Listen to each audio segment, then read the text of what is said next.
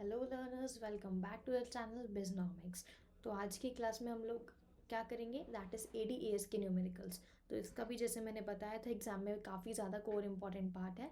तो I want कि हम लोग ADAS के न्यूमेरिकल्स आप लोग भी इसी कंसेप्ट से करो तो आपको क्लियर हो जाएगा। Let's start the video from the ADAS numericals. तो पहले हमें दिया हुआ है क्या, that we have to find the consumption expenditure from the following. Consumption expenditure हम लोगों ने फॉर्मूला सारे पढ़े थे। अब क्या बोल रहा है हमें, कंजम्पशन एक्सपेंडिचर या फिर कंजम्पशन कैलकुलेट करना है, बात एक ही है। ठीक है, तो सबसे पहले हमें पता है ऑटोनोमस कंजम्पशन, जिसे हम किससे डिनोट करते हैं, C बार से। देन है MPC, जिसे हम B से रिप्रेजेंट करते हैं। नेशनल इनकम, जिसे हम Y से रिप्रेजेंट करते हैं। निकालना क्या है हमें, कंजम्पशन एक्सपेंडिचर। तो फॉर्मूला लगाते हैं, कंजम्पशन फंक्शन की इक्वेशन क्या है, C is equals to C bar plus BY। हमें पता है यहाँ पे ये सब चीज़ें क्या है। C बार ऑटोनोमस कंजम्पशन कितना होता है, कितना है 100। देन MPC B कितना है हमारे पास 0.70। और नेशनल इनकम कितनी है हमारे पास 1000। तो इसको सॉल्व करेंगे, पॉइंट हटा, 2 0 इधर से रिड्यूस हो गए, कितना रहा ये 700, ये रहा 100। तो कंजम्पशन एक्सपेंडिचर अब कितना आया है 800। ठीक है, यहाँ तक क्लियर है। रुपीज़ लगा हुआ है आगे, तो वही आपको लगा देना है। तो दिस इज़ व्हाट कि हम लोगों ने कंजम्पशन एक्सपेंडिचर फाइंड किया। तो आपको कंजम्पशन एक्सपेंडिचर फाइंड कैसे करना है, एग्रीगेट्स देख के आ गया होगा। अब हम लोग देखते हैं क्या कह रहा है कि we have to calculate the value of aggregate demand in an economy. Aggregate demand की वैल्यू करना है। ठीक है, जैसे एग्रीगेट डिमांड के अगर हम लोग 4 सेक्टर देखे थे इकोनॉमी में, तो वहाँ private final consumption expenditure, government final consumption expenditure, GDCF, net exports 4 होते हैं 4 सेक्टर इकोनॉमी में। पर हम ADS में सिर्फ 2 सेक्टर पढ़ते हैं, एजम्पशन ही यही है इसका, है ना। तो ADS में 2 सेक्टर हैं, मतलब एग्रीगेट डिमांड में आप लोग डिमांड किस लिए करते हैं, तो एग्रीगेट डिमांड। तो डिमांड हम लोग मान के चलते हैं, या तो आप कंजम्पशन करते हैं या आप एक कांस्टेंट लेवल पे इन्वेस्टमेंट करते हैं। और AS को हम मानते हैं कि या तो आप कंज्यूम करते हैं या फिर आप सेव करते हैं। ठीक है, तो एग्रीगेट डिमांड में हम कंज्यूम या इन्वेस्ट करेंगे। तो अब एग्रीगेट डिमांड निकालनी है, तो एग्रीगेट डिमांड क्या होती है C+I। अब C आपको दे रखा है यहाँ पे, नहीं दिया हुआ, ये ऑटोनोमस कंजम्पशन एक्सपेंडिचर है, C नहीं है। तो पहले हमें C निकालना पड़ेगा। तो C निकालना है, अभी हमने पीछे से देखा है क्या है formula, C is equals to C bar plus BY। C bar कितना दिया हुआ है यहाँ पे 50 दिया हुआ है। B MPC कितना है देखो, नहीं है, क्या है MPS है। तो अब यहाँ देखेंगे रिलेशन हमने पढ़ा था, that is MPC plus MPS किसकी इक्वल होता है, 1 की इक्वल। हमें MPS गिवन है, MPC निकालना है। तो क्या करेंगे 1 माइनस MPS की वैल्यू कितनी है 0.2। तो कितना आएगा ये 0.8। ठीक है, तो 50 प्लस B कितना है, मतलब B आ गया हमारा MPC, दैट इज 0.8। और Y इनकम कितनी है हमारे पास 4000 गिवन है। एक पॉइंट हटेगा तो एक ज़ीरो कटेगा, दैट इज़ 50 प्लस 8 4 32, ज़ीरो का ज़ीरो। तो क्या आया 370 रुपीज़। ठीक है, ये हमारे को एग्रीगेट डिमांड नहीं आया है, ये अभी हमारे पास C आया है। अब एग्रीगेट डिमांड कैसे निकालेंगे, तो एग्रीगेट डिमांड का हमें फॉर्मूला पता है क्या होता है, C प्लस I। तो C कितना आया है, अभी कितना आया है हम लोग के पास C, that is 370। Investment question में कितनी गिवन है, ऑटोनोमस इन्वेस्टमेंट 100, यहाँ हम लिख देंगे 100। तो एग्रीगेट डिमांड, अब टोटल एग्रीगेट डिमांड हमारे पास कितनी आई है, इट इज़ रुपीज़ 470 करोड्स। यहाँ पे भी कंजम्पशन करोड्स में आएगा। ठीक है, तो इस तरह से हमें एग्रीगेट डिमांड निकालनी है। तो आई होप ये वाला पार्ट भी आप लोग को समझ में आया है। ठीक है, अब यहाँ देखो क्या दिया हुआ है, सेविंग फंक्शन। ठीक है, तो द सेविंग फंक्शन इकोनॉमी का क्या दिया है, S is equals to -200 plus 0.2Y। Economy equilibrium में है, जहाँ पे उसकी इक्विलिब्रियम इनकम कितनी है 2000। तो पहले हम देख लेते हैं यहाँ पे क्या क्या गिवन है। तो माइनस सी बार गिवन है कितना, -200। देन हमको यहाँ MPS होता है सेविंग में, MPS दिया हुआ है कितना 0.25 और नेशनल इनकम कितनी गिवन है 2000।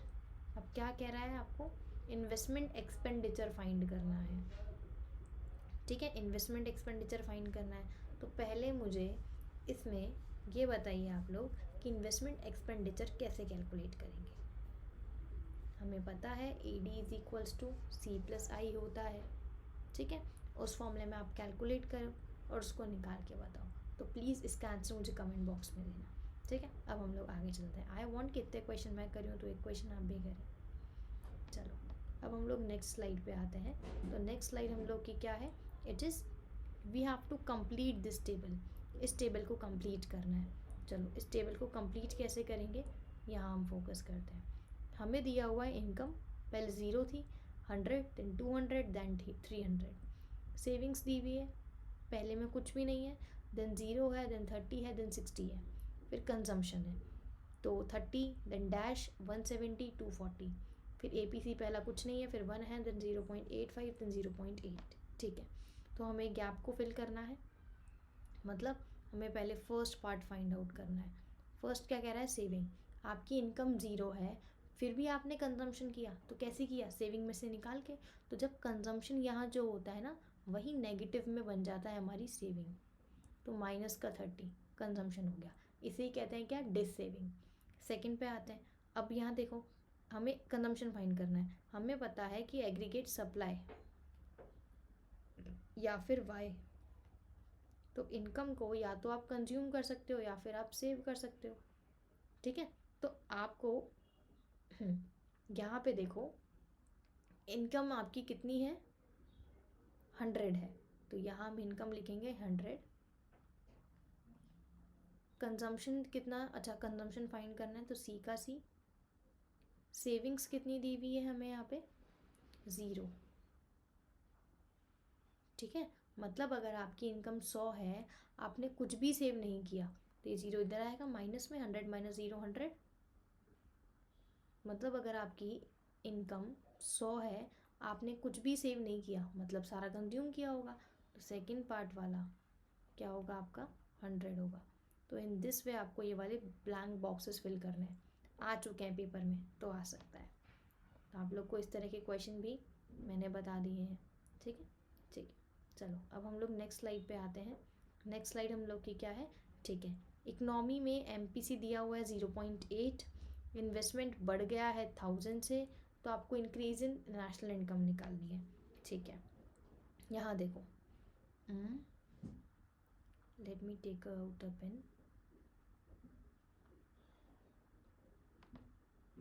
हाँ, तो हम लोग स्टार्ट करते हैं। तो इकनॉमी में MPC दिया है 0.8, तो यहाँ लिख देंगे क्या जो हमें गिवन है, दैट इज़ MPC कितना गिवन है 0.8।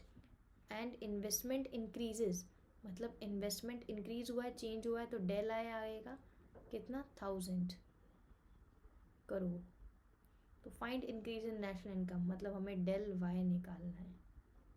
ठीक है, जब हमें इतने एग्रीगेट्स गिवन है तो हमें एक एजम्पशन लगाना है, क्या कि चेंज इन इनकम और चेंज इन इन्वेस्टमेंट किसका पार्ट है, इन्वेस्टमेंट मल्टीप्लायर का।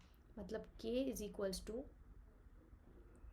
Del Y by del I, कि आपकी इन्वेस्टमेंट में कितनी चेंज आने से आपकी इनकम में कितना चेंज आया है, उसे हम इन्वेस्टमेंट मल्टीप्लायर कहते हैं ना। तो अभी इसमें हमें क्या करना है, K निकालना है। तो K तो हमें गिवन नहीं है, K के लिए हमने एक और फॉर्मूला देखा था, क्या, तो K is equals to 1/1 minus MPC या फिर 1/MPS। तो MPC गिवन है इसलिए हम ये वाला फॉर्मूला लगाएंगे। तो क्या होगा 1/1 माइनस MPC कितना है 0.8, लगा दिया 0.8। अब आएगा 1/0.2, 1 में 0.8 गया तो कितना बचा 0.2।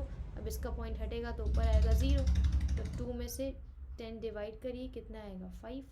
तो के की वैल्यू 5 आ गई।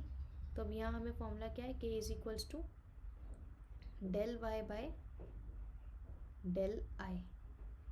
के कितना दिया हुआ है, मतलब अभी निकाला हमने 5, डेल वाई हमें निकालना है, और चेंज इन इन्वेस्टमेंट कितना दिया हुआ है, 1000 दिया हुआ है। मतलब इसे आप ऊपर क्रॉस मल्टीप्लाई करेंगे, दैट इज डेल वाई कितना आया है आपका, ₹5000 करोड़।